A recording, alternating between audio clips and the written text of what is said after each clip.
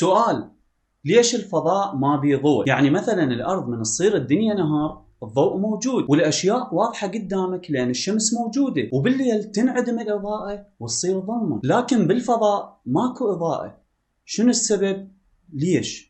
شوف، الفضاء أو الفضاء الخارجي هو الفراغ الموجود بين الأجرام السماوية بما فيها كوكب الأرض، وهذا الفراغ مكون من كثافة منخفضة من الجزيئات والجسيمات، وغالبا ما تكون من بلازما الهيدروجين والهيليوم والإشعاع الكهرومغناطيسي والنيوترونات. واللي أقصد به بالكثافة المنخفضة هي أقل من ذرة هيدروجين بالمتر المكعب الواحد. والفضاء يحتوي على نجوم ومجرات، وتكون الكواكب بالفراغ المتبقي من الكون. زين، ليش الفضاء يبين مظلم بالرغم من وجود النجوم اللي تكون مضيئة؟ شوف، عدة أسباب لهذا الشيء، منها أن الضوء المنبعث من النجوم والمجرات البعيدة يتمدد ويتحول إلى موجات تحت الحمراء وموجات مايكروويف وموجات راديو، واللي ما ممكن أن نشوفها بعيننا المجردة. وشغلة لخ أن الفضاء هو فراغ شبه كامل، يعني الضوء الموجود هناك بغياب المادة ينتقل بشكل مستقيم من المصدر للمتلقي، ونتيجة أنه ماكو جسيمات بالكون يصطدم بها ضوء النجوم فما راح ينعكس هذا الضوء، فراح يبقى بصورة مستقيمة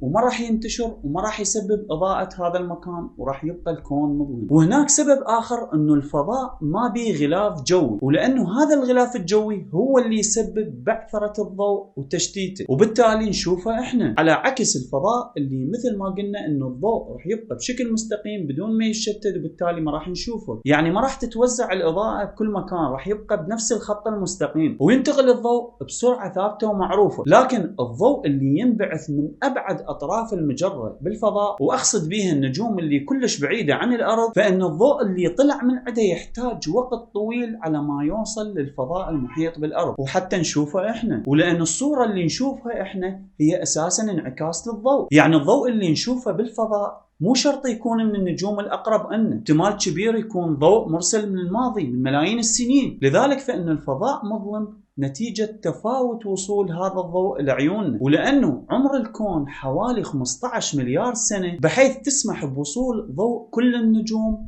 إلى الفضاء المحيط بالأرض، وبالتالي راح يكون هذا الفضاء مظلم نتيجة عدم وصول كل الضوء من النجوم البعيدة. وهذه كل ما بالسالفة.